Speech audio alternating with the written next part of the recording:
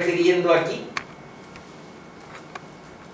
Otra alternativa, no se refiere a un inconverso, a una persona no regenerada, sino se refiere a un cristiano inmaduro, a un cristiano que apenas va entendiendo que ha sido redimido por la gloria y la gracia de Dios, pero es carnal, a la manera como Pablo les escribió en la primera carta de los Corintios a los de Corinto. Vean lo que les dice: de manera que yo, hermanos, no pude hablaros como a espirituales, sino como a carnales, como a niños en Cristo. Acaban de nacer, son recién nacidos del Evangelio. Os di a beber leche y no les di alimento sólido. Eso quiere decir y no vianda. Les di leche como a niños. Les di alimento espiritual. Les hablé de la palabra, pero de las cosas sencillitas, no de las cosas profundas, no de las cosas sólidas, no de las cosas que edifican a personas que tienen ya cierto caminar en la fe. Les di a beber leche y no vianda. ¿Por qué? Porque aún no erais capaces, ni sois capaces todavía, les está diciendo a los corintios. ¿Por qué? Aquí está la descripción de qué es un cristiano carnal antes de ser un cristiano espiritual, ejercitado en el discernimiento entre lo que es lo bueno y lo que es lo malo, según la palabra, no según nuestro corazón.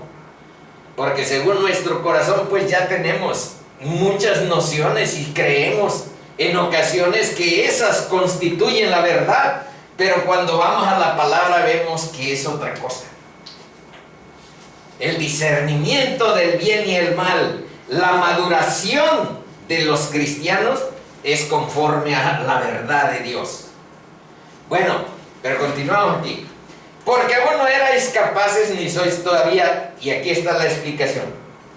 Porque aún sois carnales, pues habiendo entre vosotros celos. Si hay entre nosotros celos, contiendas y disensiones, somos niños espirituales en Cristo, carnales en vez de maduros espiritualmente, en vez de con cierta solidez y certeza en nuestro caminar. ¿Por qué? Hay celos, hay contiendas y hay disensiones. Disensiones quiere decir disentir. Disentir significa no estar de acuerdo en cosas. Bueno, y aquí todavía afirma con otra pregunta, dice: ¿no sois carnales y andáis como hombres, si hay celos, si hay contiendas y disensiones entre vosotros? Sí, sois carnales, eso está diciendo. Pero me regreso a la pregunta: ¿de qué está hablando el capítulo 7? ¿Está hablando de una persona inconversa, no regenerada en Cristo? ¿O está hablando de un cristiano inmaduro y carnal como el que describimos aquí en 1 Corintios 3, del 1 al 3, de lo que Pablo les dijo a los corintios? ¿Está hablando de un cristiano carnal? ¿O está hablando... Esta es la tercera. Y ustedes me van a decir por cuál votan. Porque ahora vamos a sacar el consenso, la verdad, por votación. Bueno, la tercera es: no está hablando de una persona inconversa. No está hablando de un cristiano inmaduro y carnal que vive en celos, en contiendas y en disensiones y que no ha madurado todavía en la fe, sino que está hablando Pablo de sí mismo. Y Pablo, cuando escribió la carta de los Romanos, si se acuerdan, en el viaje entre el segundo y el tercero, iba a llevar una ofrenda de gente que vivía en Macedonia y en Acaya, donde es Corinto, a Jerusalén. Y entonces pasó de Troas a Macedonia, y de ahí fueron a Corinto, que es la región que se llama Acaya. Bueno, y ahí en esos 3 meses que anduvo en ese lugar, en Corinto, escribió la carta de los romanos. Pero Pablo, cuando escribió la carta de los romanos, ya era una persona que tenía como 25 años de cristiano. Era una persona sólidamente constituida en la fe, como un apóstol ejemplar, como una persona madura. Y ahorita vamos a ir viendo, a ver qué les parece a ustedes, cuál de estas 3 constituye la respuesta correcta. ¿De quién está hablando Romanos 7? Pablo mismo, el creyente, y por extensión de ti o de mí, independientemente de que estemos muy maduros o algo niños en la fe. Está hablando de una persona convertida a Cristo. Bueno, vamos a ver, y ustedes me dicen la respuesta. Vean bien. Primero dice aquí que yo soy carnal, vendido al pecado. Pablo, 25 años como predicador, como evangelista. Ya hizo muchos viajes misioneros que leímos en Hechos, si se acuerdan. Viaje número 1, viaje número 2. En el viaje número 3 está escribiendo esta carta. Bueno, pero vean lo que dice: soy carnal, vendido al pecado. Porque lo que hago no lo entiendo, pues no hago lo que quiero, sino lo que aborrezco, eso hago. Esa es una señal importante. Una persona que ha entregado a Cristo su vida aborrece profundamente el pecado. Y esta señal habla, más o menos ubica como que fuera el personaje 3 de quien habla esta porción que estamos analizando. Ese aborrecimiento de que independientemente de que no hago lo que quiero, pero no entiendo por qué no lo hago y aborrezco eso, de que no hago toda la santidad, toda la justicia con mi vida que quisiera ofrendarle a Dios para honrar su nombre. 16. Y si lo que no quiero, eso hago, apruebo que la ley es buena. Ese es otro signo que deben de tomar en cuenta. De todas maneras, en su corazón aprueba, se deleita en la ley de Dios. Más abajo vamos a encontrar en el 22, dice: porque según el hombre interior que tengo yo aquí dentro, dice Pablo, me deleito en la ley de Dios. Pero antes vamos aquí en un orden mejor. Y si lo que no quiero, eso hago, apruebo que la ley es buena. De manera que ya no soy yo quien hace aquello, sino el pecado que mora en mí. Y yo sé que en mí, esto es en mi carne, esta es una clave también, en mi carne no mora el bien, porque el querer bien está en mí, pero no el hacerlo. Porque no hago el bien que quiero, sino el mal que no quiero, eso hago. Y si hago lo que no quiero, ya no lo hago yo, sino el pecado que mora en mí, en mi carne. Así que queriendo yo hacer el bien, hallo esta ley, que el mal está en mí.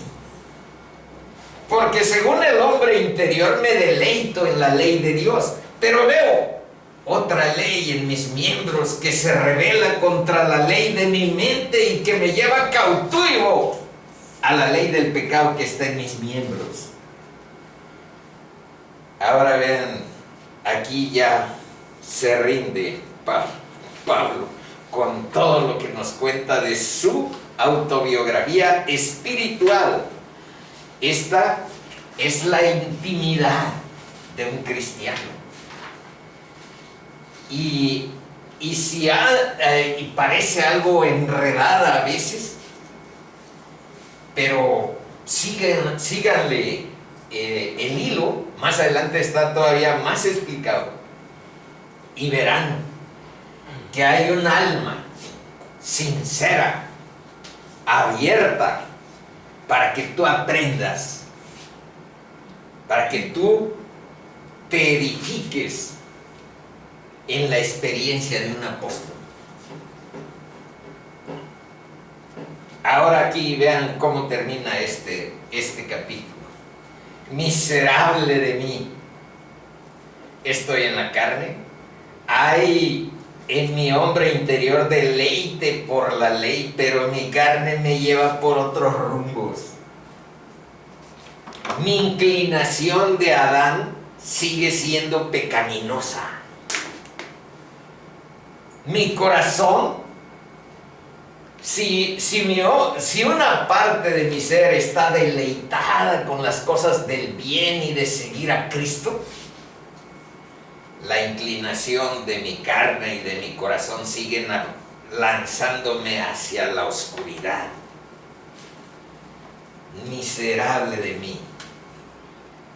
Y ahora vean esta pregunta, esta es clave. ¿Quién? No dice cómo me puedo librar de esta crisis. ¿Cómo? No. Tampoco dice qué me puede liberar, sino busca una persona. Miserable de mí. En mi carne no voy a encontrar solución a nada, ni salvación ni santificación para mi vida. Miserable de mí. No hay en mi corazón nada bueno.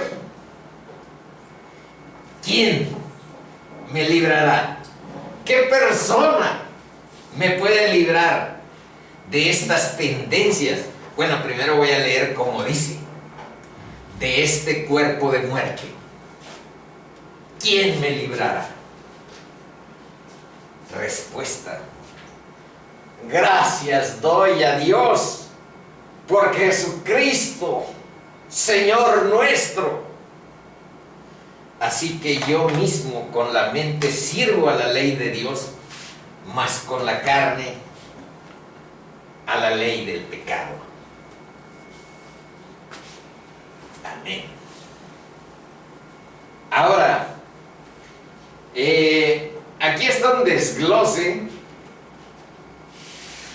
La ley es espiritual. No hago lo que quiero, sino lo que aborrezco, eso hago. Apruebo que la ley es buena. La ley es espiritual y mi naturaleza es carnal. Apruebo que es buena, pero lo que no quiero, eso hago. En mi carne no mora el bien. El querer, el bien está en mí, pero no el hacerlo. No hago el bien que quiero, sino el mal que no quiero, eso hago. Queriendo yo hacer el bien, hallo esta ley, que el mal está en mí. Según el hombre interior me deleito, pero veo otra ley en mis miembros que se rebela contra la ley de mi mente. Bueno, ahora vamos a ver la respuesta, a ver qué les parece. Por supuesto, nosotros tenemos que seguir la explicación más natural. En vez de estar buscando alegorizar. Alegoría quiere decir buscándole vueltas. ¿De qué nos está hablando? ¿De una persona inconversa? ¿De un cristiano inmaduro? Bueno, pues simple. Hay que ir viendo los verbos. Yo, dice, yo soy carnal. lo que hago, no lo entiendo, no hago, etcétera. Está hablando, dice, yo sé que en mí, está hablando Pablo de él, punto. Está hablando de Pablo, está hablando de sí mismo, es su autobiografía. Entonces, la explicación más natural es la del individuo que lucha, que odia el pecado, pero no ha avanzado mucho en el camino de la santificación. ¿Por qué creen que en una ocasión yo aquí estuve confesando que todavía, aunque tengo 4 años de que Dios transformó mi corazón, todavía mis pensamientos no están enfocados hacia Dios? Todavía mis pensamientos son rebeldes, apuntan en direcciones equivocadas y no están sujetos en obediencia a mi Salvador. Y oro y le digo, Señor, ayúdame a que mis pensamientos estén en obediencia, enfocados a quien me salvó.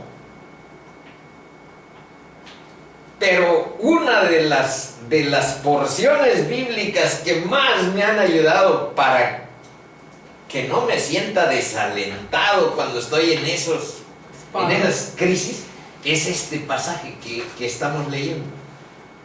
Es este pasaje. Y me digo, bueno, si Pablo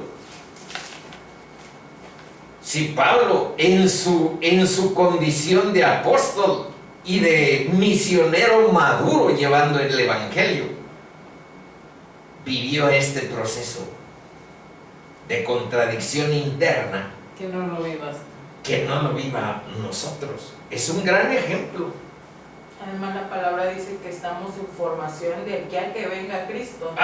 Estaremos así hasta que seamos glorificados. No hay nadie, eso vamos a ir viendo aquí, vean. No hay. Pero primero vámonos en orden. Para el cristiano, el pecado es un amo destronado. Ciertamente ya no estamos esclavizados y bajo el control del pecado. El amo que ha perdido su poder para gobernarnos. Pero Pablo enseña aquí que una lucha espiritual que continúa en la vida del creyente contra las inclinaciones de la carne. La lucha sigue. Pues seguimos viviendo en la carne. No puede ser ni la descripción de un inconverso, ni el de una persona inmadura espiritualmente, porque está profundamente preocupado por su pecado. Cuanto más haya progresado una persona en la santificación, tanto más aborrecerá su pecaminosidad. Maruca, felicidades. Gracias. Déjame ir. ¿Cuándo fue su cumpleaños? Hoy. Hoy, Hoy es su cumpleaños. Bueno, ¿cuántos cumpleaños? puro cumpleañero. Ay, no me avisa. Al baño. Bueno, continuamos. Ahorita vemos lo de los... Dos porciones que nos indican que en la Biblia también hay otras expresiones de personas maduras, como Job, que en el capítulo 42, versículos 5 y 6 dice: de oídas te había oído. Está hablando con Dios. Mas ahora mis ojos te ven. Pero ahora vean la reacción de estar frente a Dios. Por tanto me aborrezco y me arrepiento en polvo y ceniza. Ese fue Job. Isaías dice, está narrando que él también vivió la presencia de Dios directamente en el templo. Y entonces vean la reacción igualita de Isaías. Entonces dije, ay de mí, que soy muerto, porque siendo hombre inmundo de labios y habitando en medio del pueblo que tiene labios inmundos, han visto mis ojos al Rey, Yahvé de los ejércitos. Y esta porción de Daniel ahí ustedes la leen, está un poco larga, por eso en este momento no la quiero leer, porque ahorita quiero que vean las conclusiones. Están aquí. La persona descrita en esta porción es la de un cristiano regenerado por el Espíritu de Dios que vive en un tiempo en que dos personas se superponen. Nuestra naturaleza vieja, nuestro hombre antiguo, ahí sigue. Ha estado crucificado, pero se niega a terminar. Tiene todavía algún nivel de presencia en nuestra vida. Y también la vida nueva. Dice, el viejo hombre y la nueva vida es lo que están en tensión y en conflicto interno. Se trata de un conflicto que todo verdadero creyente experimenta. No es, en este momento que describe Pablo, un pecador perdido, una persona extraviada, endurecida del corazón, pero tampoco es un santo completo. El proceso de la santificación de la vida pues dura lo que dijo Tania, toda nuestra existencia estamos avanzando en ese camino. Y en ese periodo de lucha, de conflicto interno y de tensión entre nuestro viejo hombre y nuestra nueva naturaleza que Dios milagrosamente ha dispuesto que tengamos un nuevo corazón, hay tres cosas que todo cristiano debe de saber. Uno, la importancia de la oración en esta crisis, en esta tensión, en este conflicto. Dos, la preeminencia de la palabra. No te guíes, ni te vayas de bruces con lo que digan otras personas. Hazlo de los de Berea. Vete y coteja lo que diga la palabra, porque es la preeminencia y nuestra autoridad lo que está escrito en ella. Y tercero, busquemos siempre la guía del Espíritu Santo para nuestra vida. La nueva vida tiene que estar llena de la presencia del Espíritu de Dios.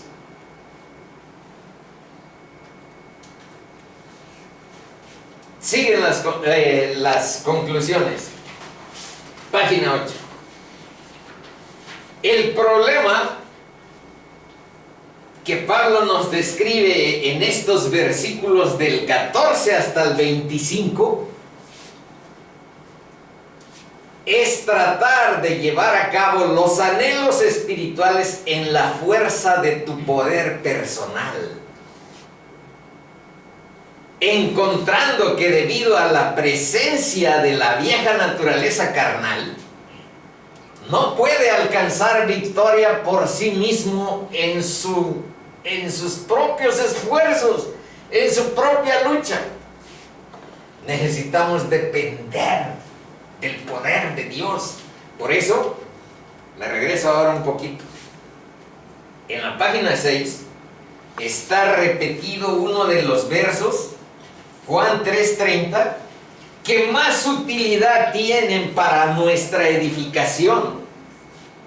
Dice, es necesario que el Espíritu de Dios, que el Espíritu de Cristo crezca en nuestra vida, pero que yo mengüe, se achique, se haga chiquito, se disminuya y desaparezca. Nuestro egoísmo, nuestra vanidad, nuestro orgullo, que mengüe. que se haga chiquito y desaparezca, y que Él domine llene, rebose el Espíritu de Dios en nuestra vida. Amén. Vean lo que sigue.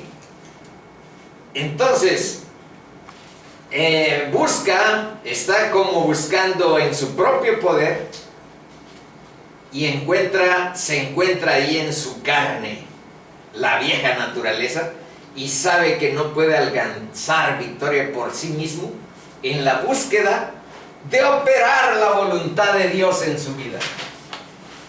Quien busca operar la voluntad de Dios en su vida no puede depender de sus propios esfuerzos, no puede depender de su propia carne.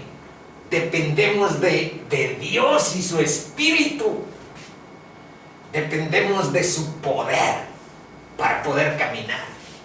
No puedes hacer la voluntad de Dios en tu vida si no buscas el poder de Dios guiándote. 2.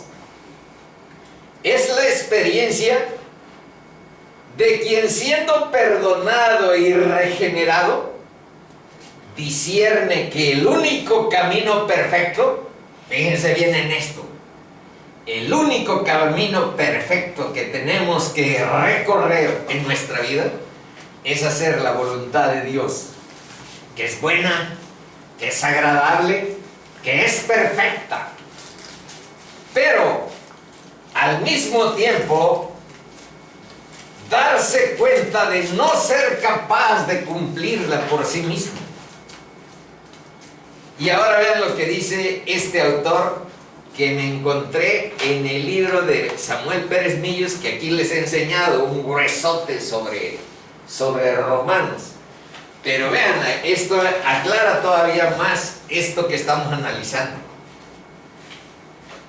Barth dice lo siguiente: no es cristiano el que no tiene ni siente pecado alguno.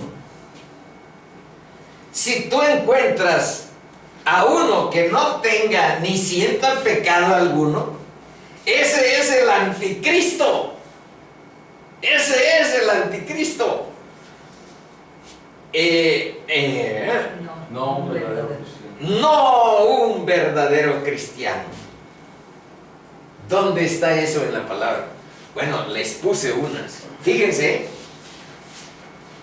1 Juan 3:9 y 1 Juan 1:8-9. Fíjense cómo está esta paradoja.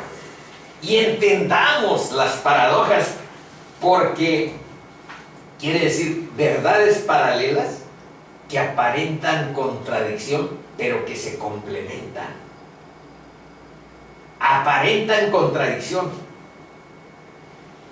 Y una complementa a la otra. Y van paralelas. Y nuestro cerebro es incapaz de procesar las paradojas. Porque nuestro cerebro dice, o es negro o es blanco, pero a mí no me digan que es blanco y que es negro al mismo tiempo. Y no los puedes sobrellevar si no buscas en oración que el Espíritu te abra un boquete en tu cerebro y te permita entender la verdad de Dios.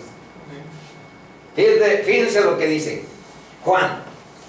Primero dice, todo aquel que es nacido de Dios, y todo cristiano es nacido de Dios, vuelto a nacer en el Espíritu, regenerado por Dios y no por la carne.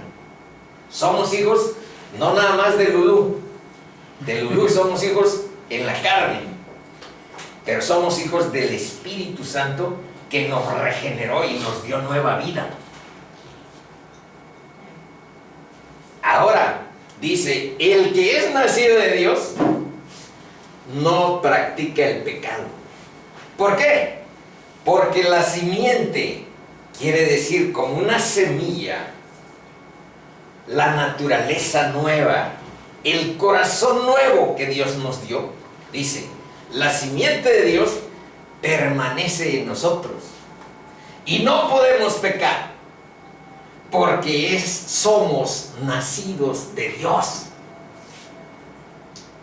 Esa es la parte a donde aquí les hemos dicho y lo sostenemos con toda contundencia, que no somos esclavos, ni el pecado nos controla, ni tiene el dominio sobre nuestra vida. ¿De qué nos liberó Cristo? ¿De qué nos liberó Cristo? De ese dominio y de la muerte que es la consecuencia del pecado. Entonces, esa es la primera parte de lo que dice Juan 3:9. Pero ahora nos regresemos en la misma epístola de Primera de Juan y vean lo que dice en el capítulo 1, los versículos 8 y 9. La misma carta. Y ahí es donde están las verdades paralelas. Y ahí es donde nuestro cerebro nos dice, o es una o es otra. Pero no me pongas las dos juntas porque no las puedo sobrellevar. Ora y busca en el Espíritu que te guíe para que puedas entender. No es tan difícil. Dice, hermanitos, si decimos que no tenemos pecado, nos engañamos a nosotros mismos y la verdad no está en nosotros.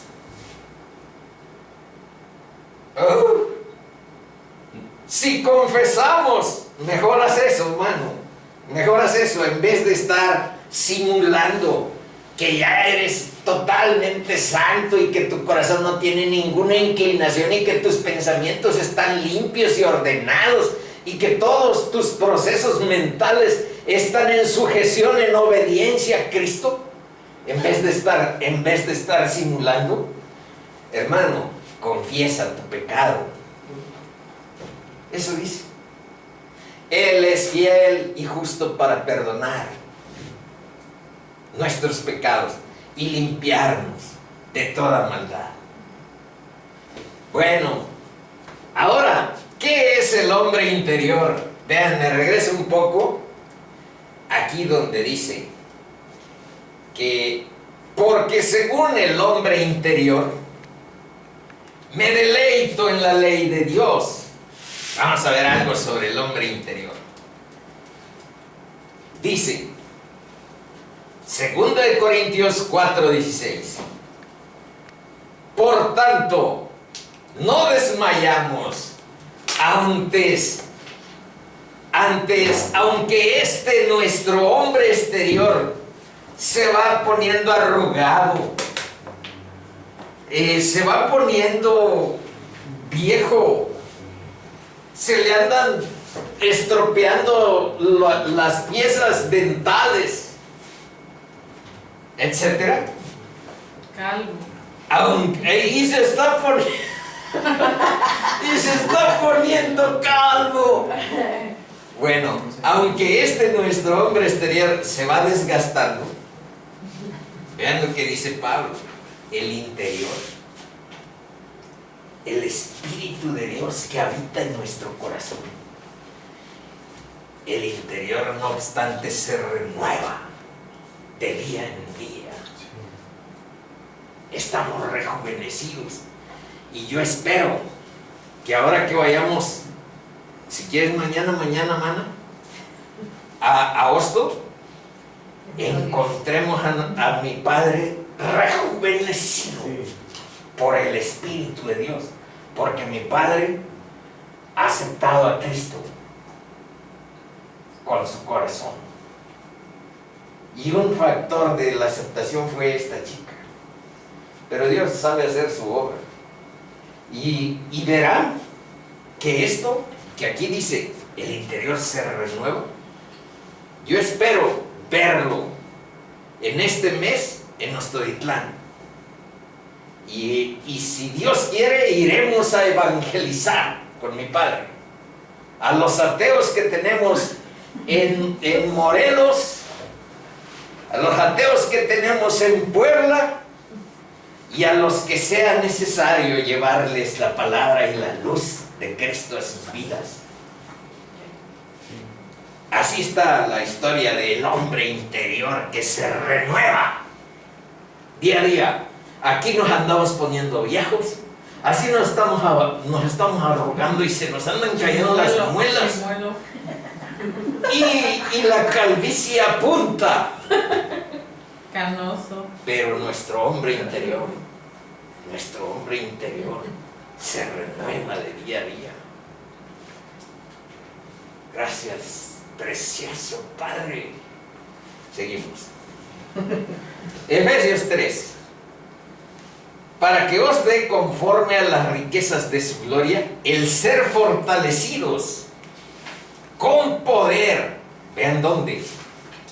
En el hombre interior por su espíritu.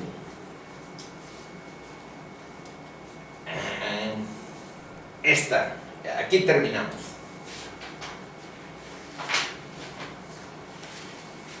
¿Cómo es la lucha de un cristiano en el diario vivir? Como acaban de leer capítulo 7 de Romanos, hay crisis en ocasiones, hay lucha espiritual. Continúa la lucha. Pero yo aquí les puse 2 citas sobre cómo compara Pablo. Bueno, en la de Hebreos no sabemos quién la escribió, pero aquí en la de Corintios sí es de Pablo. La de Hebreos es de un autor que no está identificado, aunque se sospecha o se cree que fue Pablo, junto con Apolos, si se acuerdan de Hechos ahí, un varón elocuente, poderoso en las escrituras, pero que no sabía muy bien el bautismo del Espíritu Santo, sino que lo único que conocía era el bautismo de Juan el Bautista, o sea, del arrepentimiento. Y Aquila y Priscila le ayudaron en el capítulo 18 de Hechos con mucha, ¿cómo les diré?, hermandad. Y nos enseñan un principio cristiano impresionantemente importante, porque en vez de cuestionar a Apolos, Aquila, Priscila y Pablo, que por ahí todavía andaban, lo ayudaron de una manera muy cristiana, muy piadosa. Lo ayudaron, lo corrigieron, le enseñaron: lo que tú estás enseñando pues no está tan bien. No has entendido todavía cosas. Y la escritura no estaba completa, y aquel solo entendía o solo sabía el Viejo Testamento y no existía el Nuevo. Entonces ahí el capítulo 18 de Hechos nos enseña cosas muy buenas sobre cómo ayudarnos cuando tenemos problemas doctrinales. Bueno, eso es lo que aquí estamos aquí ya. Despojémonos. Primero vean cómo es la vida de un cristiano en el diario vivir. Despojémonos de todo peso. ¿Por qué? Porque vas a echarte una carrera maratónica. Maratónica, no son 100 metros planos. Es un maratón que dura toda tu vida. Y necesitas quitarte el peso que llevas encima. ¿Y cuál es el peso? Bueno, ahí dice: despojémonos de todo peso y del pecado que nos asedia. ¿Por qué? Y corramos con paciencia el maratón que tenemos por delante. Bueno, aquí dice la carrera que tenemos por delante, pero es un maratón. Tenemos que resistir y luchar durante toda nuestra vida. Y ahora Pablo, ahora sí es Pablo: ¿no sabéis, fíjense bien, que los que corren en el estadio, hacen una comparación y no es la única? Aquí con Rafa y con Noemí hemos visto muchas citas a donde Pablo hace mención de la comparación entre la vida cristiana y un atleta que se forja, como dice aquí, dice: correr de tal manera que obtengas la finalidad para la que fuiste llamado por Cristo. Tienes que llegar a la meta, tienes que poner tu empeño, y lo que un corredor de maratón un corredor, un atleta tiene. Vean dónde dice. ¿No sabéis que los que corren en el estadio, ahí en los Panamericanos de Lima, y de las Olimpiadas de Tokio lo verán? Todos a la verdad corren, pero uno solo se lleva el premio. Y ahora vean lo que dice Pablo.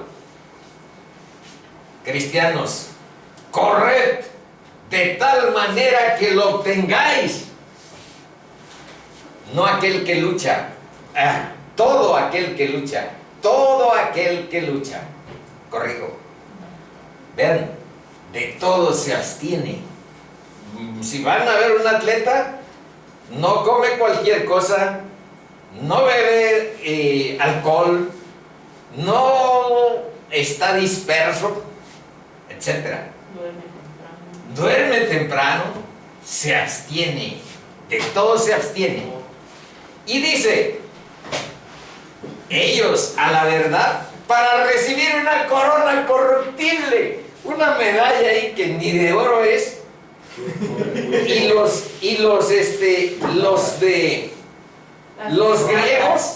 griegos todavía corrían por menos, les ponían aquí una guirnalda, Corona de plata. una corona. Y ese era su triunfo. Y por eso dice, y por eso Pablo, ellos, a la verdad, para recibir una corona corruptible, se seca, ya después te anda estorbando.